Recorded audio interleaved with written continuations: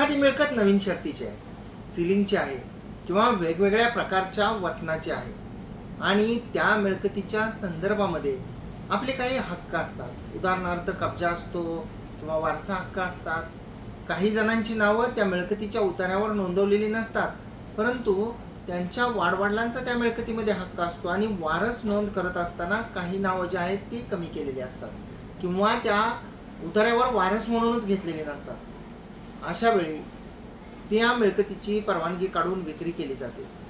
नवीन खरेदीदार येतात, त्यानंतर ते त्या ठिकाणी वहिवाट करू लागतात आणि बऱ्याच वर्षांनी आपल्याला कळतं की आपला या मिळकतीमध्ये हक्क होता, आपल्या पूर्वजांची होती, आपलं नाव जाणून बुजून लावलं गेलं नाही आणि त्या मिळकतीची पुढे विक्री सुद्धा होत गेलेली आहे आणि अगदी कायदेशीररित्या शासनाची परवानगी काढून सुद्धा विक्री केली गेली. अशा वेळी आपण काय केलं पाहिजे?